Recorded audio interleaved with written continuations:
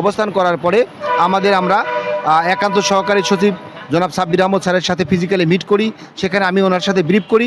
Brief করার পরে স্যারে বলিলেন যে আপনাদের বিদ্যালয়গুলো তো হওয়ার কথা, 3রা ফেব্রুয়ারিতে আপনাদের জন্য সুপারিশ প্রেরণ করা হলো, তাহলে বিদ্যালয়গুলো হলো না কেন?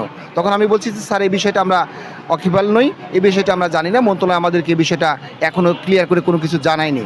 কিন্তু দুঃখের বিষয় হলো সত্য, সারা বাংলাদেশে প্রায় 8 লক্ষাধিক কোমলমতি শিশু আমাদের এই বেসরকারি প্রাথমিক বিদ্যালয়ে অধ্যয়ন করতেছে।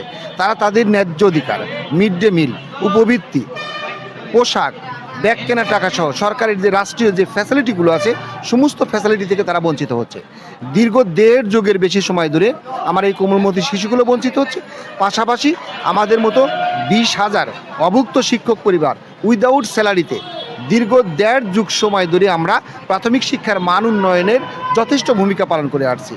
আমার বিদ্যালয় থেকে সমাপনী পরীক্ষায় সফলতার সাথে অংশগ্রহণ করে পার্শ্ববর্তী একটি বিদ্যালয়ে মাধ্যমিকে, উচ্চ মাধ্যমিকে এবং পরবর্তীতে তারা উচ্চতর ডিগ্রি অর্জন করে আসছে। কিন্তু আমাদের কপালের লেখন এখন পর্যন্ত আমরা খণ্ডাতে পারিনি। তবে আমাদের আশার আলো হচ্ছে এটা যে রিসেন্টলি গত 28শে ফেব্রুয়ারি ইন দ্য মিড টার্মে গভর্নমেন্ট প্রাথমিক ও গণশিক্ষা মন্ত্রণালয়ে একটি কনসালটেন্ট কমিটি গঠন করে দেয়। যে কনসালটেন্ট কমিটিতে 9 সদস্য বিশিষ্ট বিজ্ঞ ব্যক্তিবর্গ ছিলেন। তারা একটা সুপারিশ প্রেরণ